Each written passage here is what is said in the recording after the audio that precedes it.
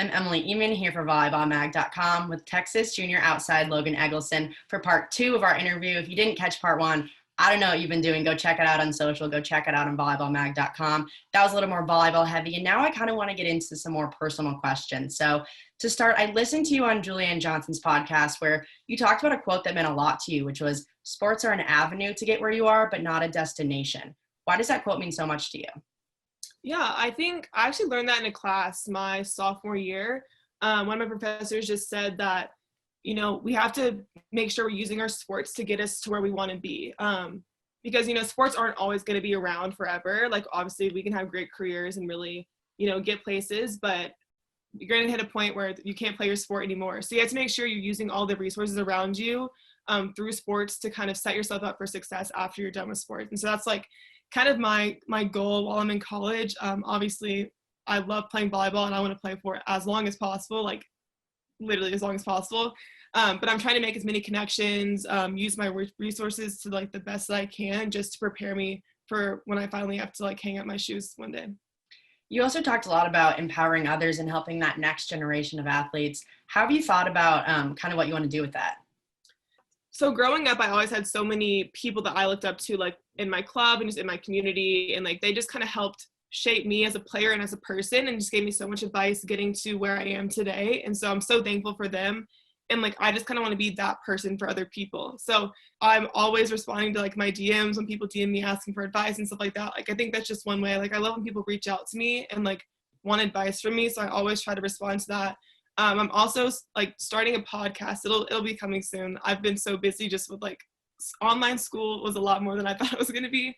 But yeah, like I want to start a podcast just to have a place where people can look for advice. Like it's just a platform for like women in sports pretty much. And I'm also working with another kind of like business called Voice in Sports, which is a mentorship program for young athletes to subscribe to and then just get to talk with different athletes just about their struggles throughout their careers and just like really help them along their journeys. So that's just something I'm super passionate about. I think sports are such an important thing. I've learned so much through sports and I just really want to help the next generation reach their potential and get to have the same experiences that I've gotten to have.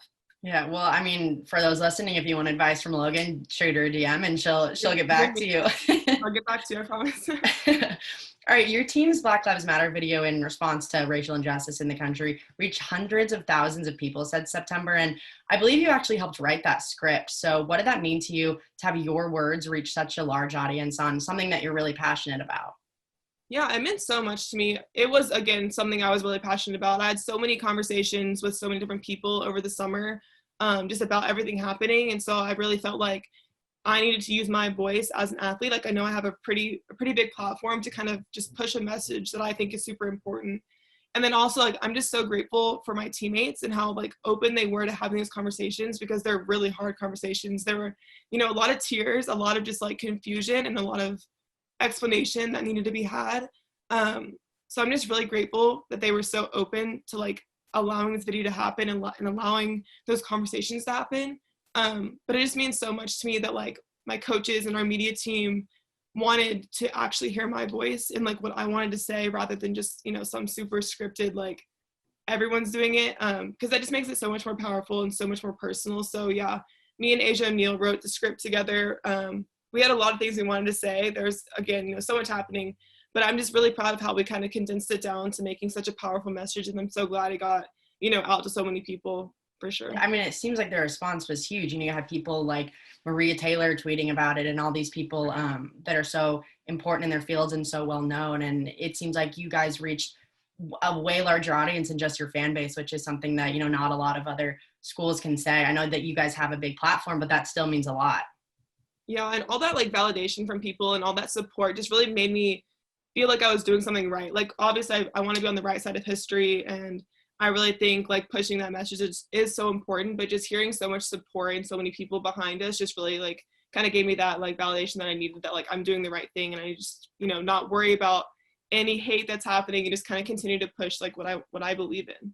Yeah, I mean, it's one thing to have them let you use your platform, but to have them really behind you and helping you do that is really important. But, on the same topic over the last few months, something that's been a big topic of conversation nationally, especially at Texas, has been the school song, The Eyes of Texas, which plays at the ends of games and typically athletes stay on the court or field for. You've been pretty vocal about your stance on the song and racial insensitivity. So can you kind of just explain your thoughts on that and why it's really important right now in shaping the way we view racial injustice, especially in sports? For sure, yeah. Like, first of all, I want to say I love the University of Texas and everything it stands for, and so that's kind of why I'm so critical of the song, just because I want the university to be the best possible and most inclusive it can be for everybody. So yeah, over the past few months, I've kind of learned the history of the song. It was created as a satire to some quotes that were not the eyes of the South upon you. It was by not like a very racially sensitive person, and then it was performed in blackface and in minstrel shows. So, and it was when it was first performed, like Black people and students weren't allowed at the school, and they weren't allowed to sing the song. Like, it wasn't their song. So just for me as a Black student, I just feel uncomfortable singing the song, and I know a lot of Black students also agree with me and feel the same way. And it's nothing against people who sing the song. Like, again, people have so many different perspectives and so many different like histories and feelings about the song. That's just how I personally feel. And so like my push is just, I want to make the song, I want to change the song just to make it more inclusive and so that everyone can feel comfortable singing it. So at the end of our games, me and my team, we had like a pretty long discussion about it. Just talking about like some of the girls on our team don't feel comfortable singing it, and like everyone on our team really supports that. And they were like, hey, we don't want to force you guys to do anything. And like, honestly, if you feel uncomfortable, like we don't feel comfortable singing it either. Like, they're just so like supportive of everything we do. So it's really great. So we just decided to, stand, not sing it, but we think that, putting our horns up is totally separate from the song. So we do still put our horns up because like we want to show that we love our school and we respect everything about it. But that's just one thing we're super critical about. And we want to see some kind of change to see more inclusion and just, show that we recognize the racial history and like we want to make change and we want to make it more inclusive for everybody. Yeah, I like that you brought up, you love your school, and that's the reason why that you want to change it. You love it so much and you want it to be a place that, you can fully be yourself and everyone else can fully be themselves and be celebrated in that. So, it makes sense that you would also be the most critical of it because you're in that environment and you want it to be the best it can be for you and others that look like you. So I think it's really brave that you're doing that and just using your platform and your voice in that sense. But another way that you've kind of been enacting change a little bit, you're actually the president of SAC, which for those who don't know, Student Athletic Advisory Committee, sort of functions like student government for athletics, but it's actually a really huge deal for those who don't know. I know being a volleyball student athlete, it's really cool. So can you kind of just describe what SAC is and your role with them? Yeah, so SAC is pretty much an organization like within athletics where every team has about 2 to 3 representatives, and we have meetings every 2 weeks. And the purpose is just kind of to get athletes more involved with inner athletics, like with other teams in the community, on campus, and we just try to make it the best possible experience for athletes. Like, we try to make changes to make sure that everything's running smoothly and it's like just a really great experience while you're here at the University of Texas. So yeah, we're working on really cool things, like a lot of, obviously with COVID, like it's a really different year because all of our meetings are online and we really can't do a lot of in-person things, but we're working on some really special projects to kind of get back to the community that should be launching within the next month. So I'm really excited for those things, and just it's really cool to see a group of so many athletes from different sports like come together and really make change and like make things happen. So it's really fun, and I'm having a blast, and I'm really learning a lot about like leadership and just like really getting tasks done. So it's really fun. Well, it seems like you've kind of been a leader in all your respective areas for a while. You were the captain and MVP of the junior national team in 2018 with USA Volleyball. How did that experience kind of help you grow as a leader and grow as a player? It was such an amazing experience. I've gotten to play internationally about 4 times now, like onto some different teams. And it's every single time I just learn so much about myself as a player and just like where I want to go in my future. Just getting to see so many other international players and kind of see where I stand against them. Like, I know I want to play professionally one day overseas. So it just really shows me like what I need to do and how I need to grow to get to that level.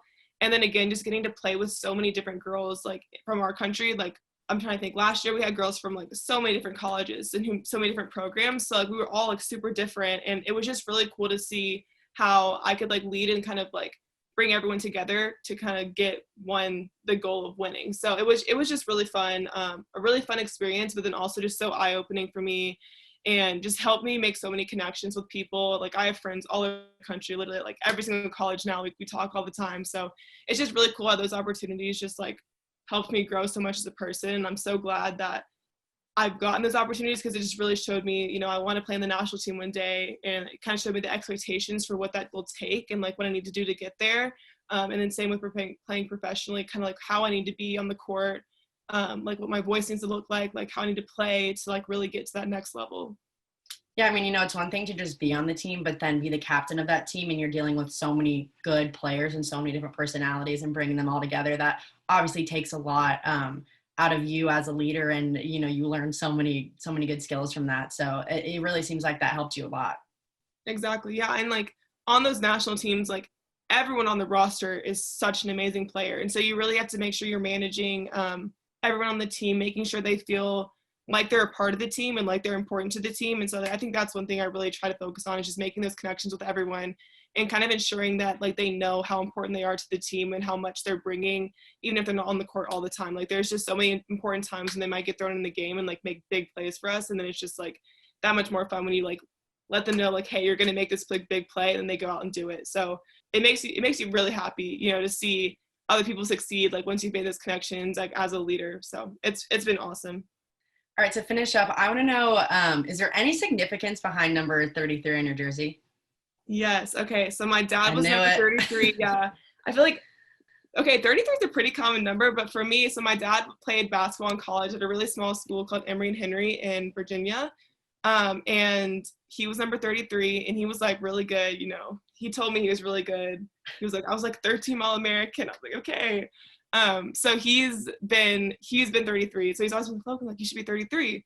But originally my number was 13 because my birthday is November 13th. And then when I got to college, 13 was taken. So I was like, you know what, Dad, I'm going to listen to you. I'm going to be 33, and I'm going to stick with it. I think it's a good number. So It looks good on you, and it seems like it's treating you well. Yeah. Logan, thank you so much for joining me. You, like I said, been an absolute MVP this season so far, and I'm really pumped to follow you guys throughout the fall, and then once we start up again in the winter and spring. Awesome. Thank you so much for having me. Thank you.